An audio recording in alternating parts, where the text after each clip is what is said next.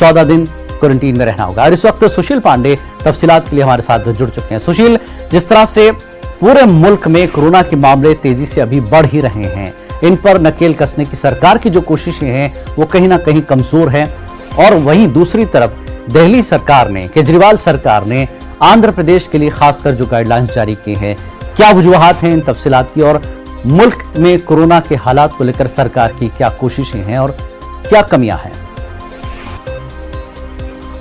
जी देखिए जिलानी, सबसे महत्वपूर्ण बात कि जो केंद्रीय स्वास्थ्य मंत्रालय की तरफ से कल का जो आंकड़ा 24 घंटे का दिखाया गया है वो एक सुनामी की तरह है, और वो पूरा आंकड़ा फिलहाल अब तक का सबसे बड़ा आंकड़ा है 4,12,000 केसेस। ये फिलहाल कहीं ना कहीं दर्शा रहा है कि किस तरह सरकारें इस पूरे कोरोना संक्रमण पर रोक लगाने के लिए फेल होती नजर आ रही हैं। इसीलिए लगातार संक्रमण बढ़ भी रहा है।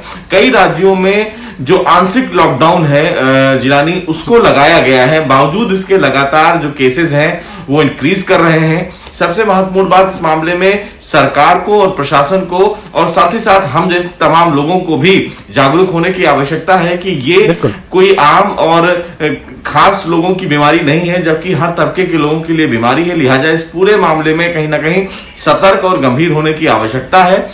दिल्ली सरकार की अगर बात करें जिलानी, तो दिल्ली सरकार ने तमाम जो फिलहाल एहतियातन जो फिलहाल नियम है वो बनाए हैं।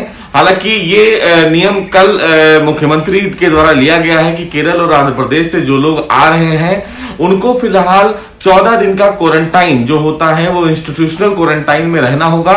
एक शर्त ये रखा है दिल्ली सरकार ने कि जिन लोगों के आरटीपीसीआर जो रिजल्ट्स हैं अगर वो निगेटिव है, या उन तमाम लोगों ने जो 2 टीके हैं फिलहाल कोविड-19 के उसको अगर लगा रखा है, तो इंस्टीट्यूशनल क्वारंटाइन पीरियड जो होगा वो 7 दिन का होगा। लेकिन फिलहाल इन 2 राज्यों में एक अलग म्यूटेंट देखा गया है कोरोना संक्रमण के चलते, इसीलिए फिलहाल दिल्ली सरकार ने एहतियातन ये फैसला लिया है कि अगर वहां से जो लोग यहां पर आ रहे हैं, तो जो दूसरा म्यूटेंट आंध्र प्रदेश और केरल में देखा गया है वो यहां पर ना फैले, क्योंकि यहां पहले ही स्थिति काफी बदतर है, और इसीलिए दिल्ली सरकार की तरफ से ये फैसला लिया गया है। जी सुशील, और एक चीज जानना चाहेंगे, जिस तरह से मामले बढ़ रहे हैं, लोगों की अपनी जो है मजबूरियां हैं, लेकिन कुछ लोग लापरवाही भी कर रहे हैं। सरकार ने अपनी पाबंदियां सख्ती के साथ लागू तो कर दी, लेकिन दवाओं का मामला, अस्पतालों में बेडों की कमी का मामला और ऑक्सीजन की कमी का मामला, क्या ये सारे मामला अभी हल हुए हैं दिल्ली में? जी देखिए, फिलहाल ये तमाम जो दिक्कतें हैं वो राजधानी दिल्ली में अभी तक हल नहीं हुए हैं। दिल्ली में सबसे बड़ी किल्लत ये बताई जा रही थी कि ऑक्सीजन नहीं है, जिसकी वजह से दिल्ली सरकार बार बार केंद्र सरकार और कोर्ट का दरवाजा खटखटा रही थी। लेकिन न केवल दिल्ली में ऑक्सीजन की कमी है, बल्कि दिल्ली में बेड की भी कमी है, दिल्ली में वेंटिलेटर्स की भी कमी है, दिल्ली में डॉक्टर्स की कमी है। ये फिलहाल तमाम जो चीजें हैं वो अभी कहीं ना कहीं बदस्तूर जारी है। दिल्ली सरकार केवल केंद्र पर डिपेंड होने की बात कहती है जब इस प्रकार की कोई महामारी आती है। लेकिन सबसे महत्वपूर्ण बात इस मामले में यह है जिलानी की, जब कल दिल्ली हाईकोर्ट इस मामले की सुनवाई कर रहा था तो उन्होंने दिल्ली सरकार को जम के फटकार भी लगाई।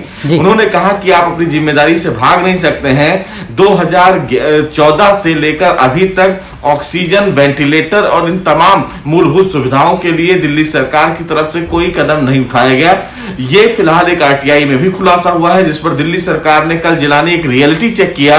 आरएमएल अस्पताल में खुद जब मामले की सुनवाई चल रही थी और उस समय ब्रेक हुआ तो खुद ये फोन किया गया कि वहां पर बेड की उपलब्धता देखी जाए, जबकि वेबसाइट पर बेड उपलब्ध दिखा रहे थे। लेकिन जब कोर्ट मास्टर ने आरएमएल में फोन किया तो यह बताया गया कि वहां पर बेड नहीं है। इसको लेकर फिलहाल दिल्ली हाईकोर्ट ने दिल्ली सरकार पर कहीं ना कहीं नाराजगी भी जाहिर की और ये भी बात कही कि आप अपनी व्यवस्था चुस्त और दुरुस्त करें, क्योंकि आपकी व्यवस्था में बहुत सारी खामियां हैं। तो ये कह देना कि केवल ऑक्सीजन नहीं है और उसके बाद दिल्ली में तमाम मूलभूत सुविधाएं हैं, ये दिल्ली सरकार के लिए बहुत गलत बयानबाजी होगी। और कहीं ना कहीं दिल्ली सरकार को इस मामले में एक बड़ा कदम उठाने की आवश्यकता है, क्योंकि राजधानी दिल्ली में तमाम ऐसे लोग हैं जो फिलहाल अभी भी अस्पतालों के बाहर पड़े हैं उनको या तो इलाज नहीं मिल पा रहा है या तो उनको बेड नहीं मिल पा रहा है। और ऐसे में केजरीवाल सरकार को अभी जो समय है वो ये है कि वो मैराथन मीटिंग करके उन तमाम लोगों को बेड और वेंटिलेटर दिलाएं, क्योंकि जो फिलहाल अभी मूलभूत आवश्यकता है। बहरहाल आज फिर दिल्ली हाई कोर्ट जिलानी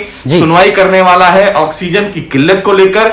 दिल्ली सरकार के पास क्या खाका है, कैसे वो लोगों को बेड और सरकार को अब अपना होमवर्क जो है वो दुरुस्त करना पड़ेगा, क्योंकि सरकार पर अब अदालत की नजर है। सरकार को सीधे लताड़ा जा रहा है कि आप सिर्फ कागजी खाना पूरी न करें बल्कि काम करें। बहुत बहुत शुक्रिया सुशील इस पूरी जानकारी के लिए। आगे बढ़ेंगे। तेलंगाना सीएम के चंद्रशेखर राव ने वाजे किया है कि रियासत तेलंगाना में कोई लॉकडाउन नहीं लगाया जाएगा। उन्होंने कहा कि लॉकडाउन के नफाज से